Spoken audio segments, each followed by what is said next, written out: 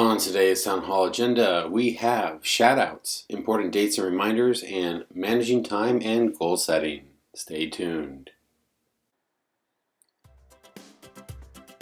And we'd like to wish a very special happy birthday to Samara Codor, Layla Diaz, Samuel Lewis, Andrew McCarty, Janae Miller, Aaliyah Moeen, Grace Moore, Dylan Sherman, Dylan Springer, and Miss Smith. Happy birthday, everyone.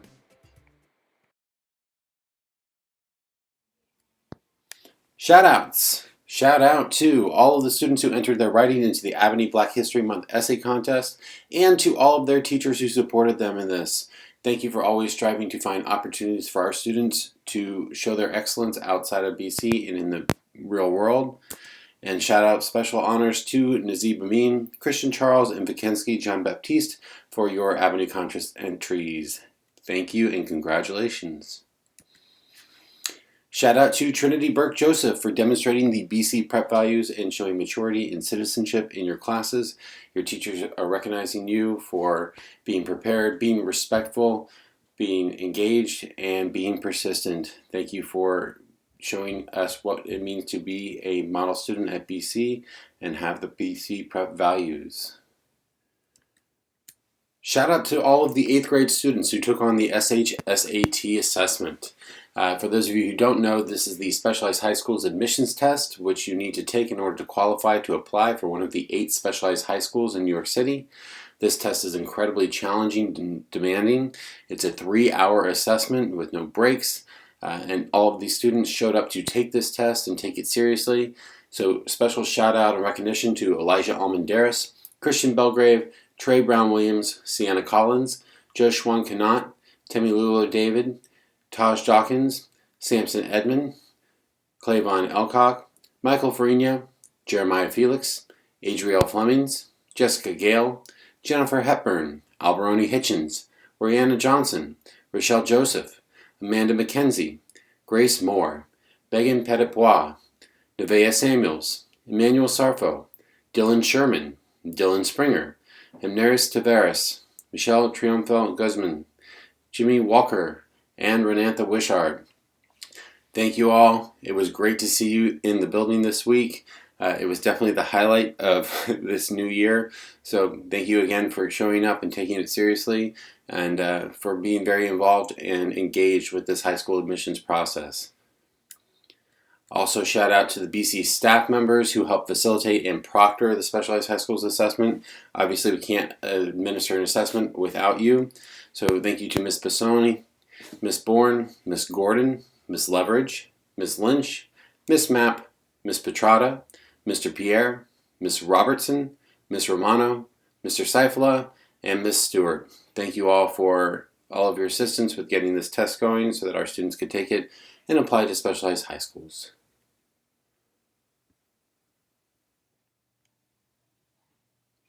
And some important upcoming dates that you should be mindful of. 8th grade students, you know the application window for high school is open. If you have not gone in there and you haven't set up your account or you haven't started this process, please start this weekend. Time is going to be running out very quickly. As always, please reach out to Ms. Oliveri if you have questions or if you need assistance getting that account set up. The DOE Fall School Experience Survey closes next Friday, February 5th. Math Matters Assessment number 2 is Tuesday, February 9th. The SHSAT Makeup is tentatively scheduled for Wednesday, February 10th. More information on that to follow. The last day of Marking Period 2 is Thursday, February 11th, 2021. The Lunar New Year is Friday, February 12th. Okay, that is a day of non-attendance for school. And the midwinter recess is February 15th through the 19th, the following Monday through Friday. And lastly, the high school application window closes that following Monday, February 22nd, 2021. Students, if you have any missing weekly portfolio tasks in Marking Period 2, your time is running out to get those in. Okay, you have 9 days left before the end of the marking period, 9 school days. So please make sure that you are up to date on your portfolio tasks. Make sure you have everything in that you need. Otherwise, you're in jeopardy of receiving an annex code in Marking Period 2. As a reminder, NX does not mean failure, but it does not mean promotion. It means that you haven't met the mastery level for skills in that course in order to receive a grade. It's course in progress, meaning that you haven't completed it. All right. If you have NX codes that are unresolved, they need to be resolved in order to be promoted to the next grade. You must complete those missing weekly portfolio tasks. Okay. As a reminder, this marking period ends Thursday, February 11th, 2021. And please make sure that you are staying on top of those tasks every single week and that you're completing them on time. That way you can get them in, you can do them with quality, and you're not rushing to try and get a bunch done at the same time. Okay, and it's a lot for your teachers to try and grade too as well if you're turning in multiple at the same time. So please make sure that you're doing that on those Fridays when you have time in your schedule for those benchmark tasks. That's why you have 3 periods on Friday to work on these things. Please make sure that you are using it wisely. Additionally, a lot of teachers are giving you asynchronous time or synchronous time during their classes in the coming weeks in order to provide time to work on those assessments and do some makeup work. So please make sure that you are using it wisely and logging in for your live instruction every single day. PID letters, okay, if you haven't received one, or if you were supposed to receive one and you haven't yet, they will be coming in the either email or in the physical mail, or both in the coming weeks. Okay, if you have unresolved NX codes or you haven't demonstrated mastery of skills in those portfolio tasks, you could be on that PID list. It is identified by your teachers as students that may need to make some changes or may need some additional support or work or log into their classes and complete their tasks in order to be promoted to the next grade. It's an indicator that you should be doing something a little bit differently moving forward in this marking period and the next marking period in order to demonstrate mastery of the skills you've been taught. Okay. A reminder, 8th grade students, if you are promotioned out and you do not meet the criteria to be promoted to 9th grade, you cannot participate in whatever graduation we have at the end of the school year. So please make sure that you are doing what you need to do in order to be promoted to the next grade. Again, 8th grade students, the window for high school applications is open and has been open. Please make sure that you have created your accounts. If you need that welcome letter to create your account, please email me or Ms. Oliveri and we can get that for you. Additionally, I want to remind you that Ms. Oliveri is offering one-on-one appointments with families. There are appointment slots in a Google Calendar on our website. If you go to the Students tab and High School Information tab, there's a link that says Ms. Oliveri's one-on-one appointments. You can click on that and it will take you right in. On that same page there are also videos for how to engage in this process and how to complete the application. Please use Ms. Oliveri as a resource for this. Please make sure that you are either asking her for advice to help you find the right schools or asking her to review your application, make sure you qualify for all the programs that you're going through and that you are applying for. It's very important that we stay on top of this process. You have 9 school days left in this until this application is due. There are 3 weeks until this is due, but a big chunk of that time is midwinter recess. So please make sure that you are using the resources that we have when we have them. The DOE's Fall School Experience Survey, thank you to many of you that have already completed this or have indicated you completed it in Google Classroom. The survey is open. It's open for parents and guardians, and it's also open for students in grades 6 through 12. It's posted as an assignment in your class of 2021, 2022, or 2023 Google Classroom under the Town Hall category. Okay, it asks questions about your experiences this school year, whether you have been fully remote or if you've been blended. We ask that you take it seriously and be honest with it because the feedback from the surveys help us improve our instruction and our programs. It closes next Friday, February 5th. You can find that link underneath Town Hall on your class of 2021, 2022, or 2023 Google Classroom. Math Matters Assessment. Please pay close attention to this one. The next district math assessment, this is IA2, it's being administered on Tuesday, February 9th, 2021. Okay? The assessment is one way that we monitor our progress as a school. It's one way that we monitor your individual progress as students, and it's one way that we provide additional support for each student based on their scores in this assessment. So it is very important that you complete it, and it's very important that you complete it with some sort of fidelity, meaning that you are focused on it, you're doing your best on it. Okay, please do complete it on February 9th, complete it on time. Okay, it's a small window to get this done, and so we need to make sure that you're getting it done and you're doing it in a timely manner. Okay, make sure that you complete it to the best of your ability. This is not a test that will be open for weeks and weeks and weeks and that you can just do it when you feel like it. Okay, you need to do it on February 9th, please.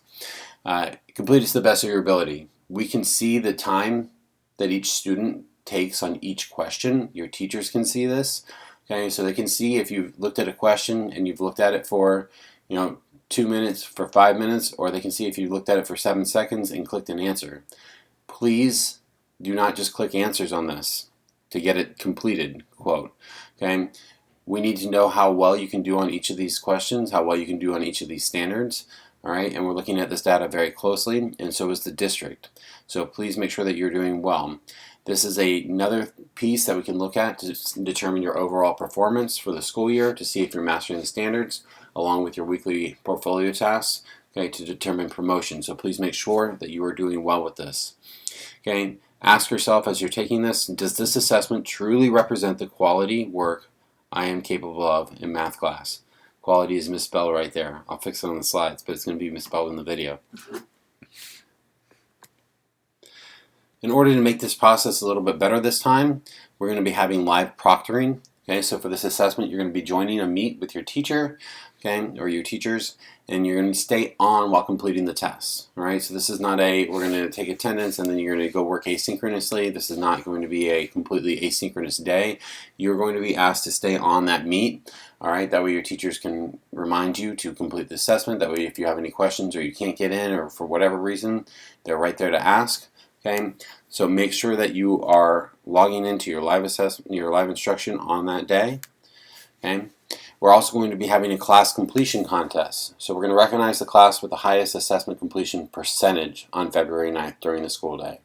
Okay, so you're going head to head with all the other classes in the school.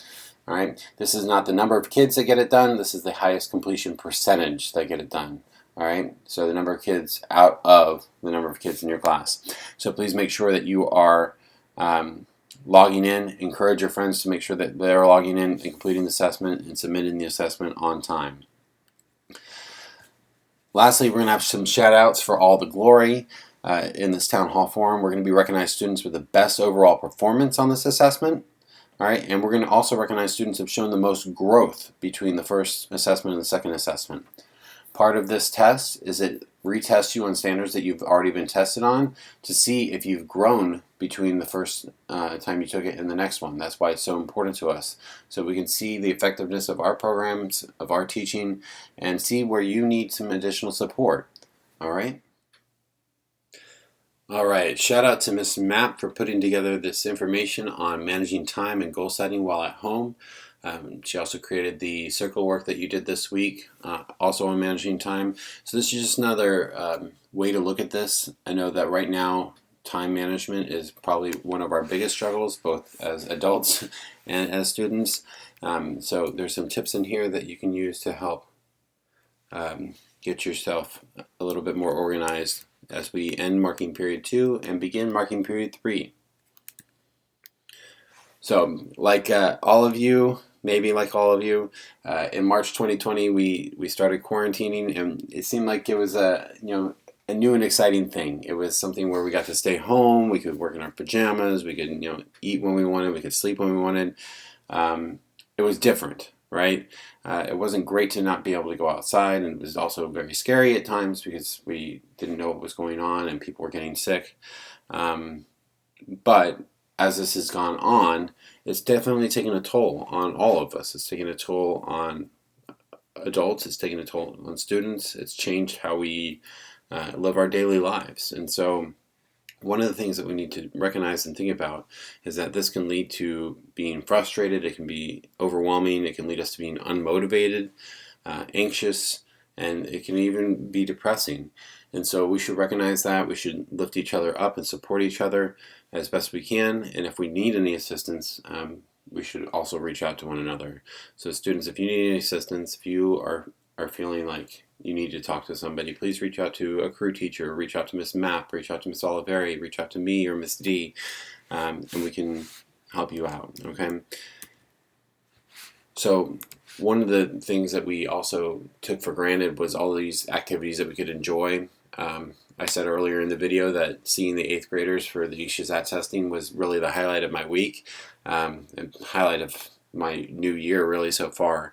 And it's true. It was one almost sense of normalcy. It was good to see people in the building, even though we can't, have physical contact, even though we're not high-fiving and everyone's wearing masks and staying apart from each other. It was good to see people in person. And so just the normalcy of everyday life is something that we definitely took for granted. I know that I've spoken with a number of the BC teachers about, we miss things like the town hall, or we miss things like cafeteria duty and going to the lunchroom with 150 middle school students. It's been very different. And so please know that it's different for everyone, and we're all missing normalcy in different ways, that this will end someday, but that in the meantime, we really need to make sure that we stay focused on what's important. We need to stay focused and stay organized, and education is very important, and at the end of this, it's going to be very important in order to re-enter back into the school building and kind of get back on track, that we use the best of our time. So that's what Ms. Mapp has put together for us today, some information on how to do that and how to organize ourselves. Okay, so let's stop and think for a moment. You can pause the video. These are some questions that we'd like you to think about for a second. Are you as efficient as you can be during the day? Some of you are doing very well with this, honestly. Some of you are incredibly impressive with how you can organize yourself, how you work. And so if that's you, you keep it up, all right? Are you productive, or does your time seem to slip away? Time seems for me to go by much quicker during the day when I'm working at home than it did at school. Do you complete your work thoroughly with enough time to edit and review, or do you scrape it together hours before, or sometimes minutes before it's due? Or do you click mark as done or turn it in even though it's blank? All right, because that's not helpful either. Okay, so please just pause, think about your own habits, and then when you're ready, you can move on. If you're watching this live with your crew, okay, everyone can pause and move on.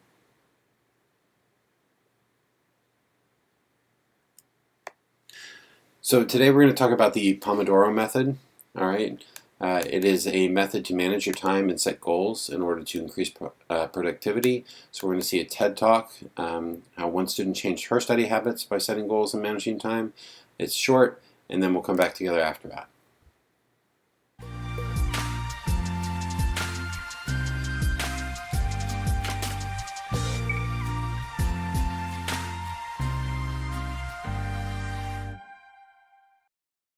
When I first told my friends that I was doing a talk on a study method that I use, I could see the collective look of disgust that swept across their faces as they processed what I just told them. So bear with me, as I firmly believe that the Pomodoro Method has the power to change your life. My typical cycle of studying used to start out determined. I would come home, sit down at my desk, and do a couple of worksheets. The only problem was that productiveness only lasted for an hour, as I would easily get distracted. I would usually spend a couple hours on my phone, and then I would snap back into determination, but find myself getting burned out once again as the minutes ticked away. I would work until I physically couldn't anymore. I'd pass out, utterly exhausted. With my rigorous course choice this year, I had made myself promise that I would be productive.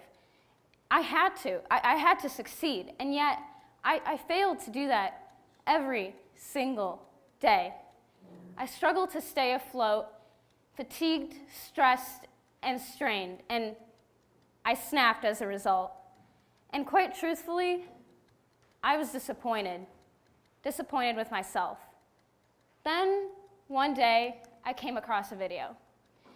It was a video telling me how to study better. And I was intrigued by one specific tip, the Pomodoro Method. So what is it exactly? Well, you start out by deciding on a task and estimating the amount of time that it will take you. Take, for instance, this AP World Chapter outline. I estimate that it will take me 4 hours of work, give or take. But instead of thinking about the outline as 4 hours of work, I'm going to think about it in terms of 25-minute increments, or Pomodoros. So this outline would, in theory, take me 8 Pomodoros. The next step is to work for those 25 minutes with absolutely no distractions, or you have to restart the Pomodoro. But after that hyper-focused work, you get to reward yourself with a 5-minute break, which serves to recharge and refresh you in preparation for the next Pomodoro. 4 cycles of this pattern of 25, 5 minutes, and then you get to take a long break, 15 to 30 minutes. For myself, I typically still try to stay off my phone during these breaks and make some coffee, take a short walk, or when I want to feel super productive, I'll do chores. I know, shocker. This method was actually developed in the 90s by Francisco Cirillo, who named the system Pomodoro, which means tomato in Italian, after this 25-minute kitchen timer that he used to track his work.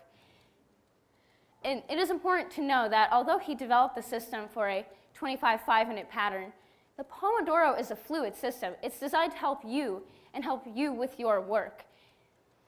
For myself, I stick to the traditional 25 5-minute pattern when I'm doing worksheets or studying for tests. But for longer, more time-consuming assignments like, let's say, projects or essays, I choose to work for much longer increments and take shorter breaks.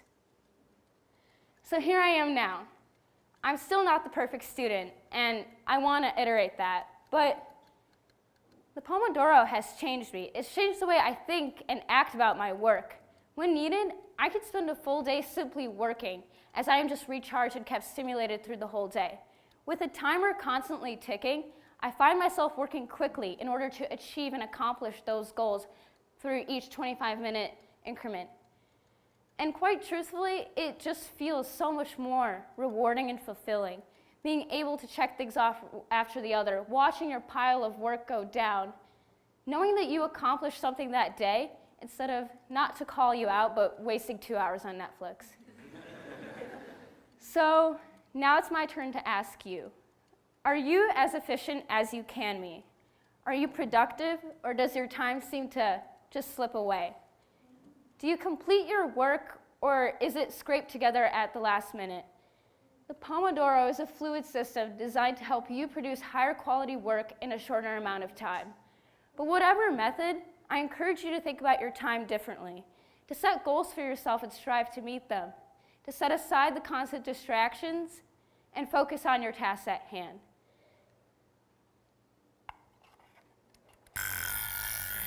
You never know how much time you really have until you start to use it, and it looks like my break is over. Thank you.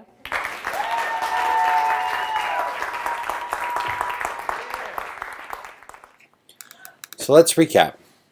The Pomodoro technique is a time management method developed by Francisco Cirillo in the late 1980s. This technique uses a timer to break down work or tasks into intervals or blocks. Traditionally, they're 25 minutes in length, separated by short breaks, which are rewards, usually 5-minute breaks, but it can be longer if you need. And a timer is used for the 25-minute block as well as the break time, so it's very structured and organized. Okay?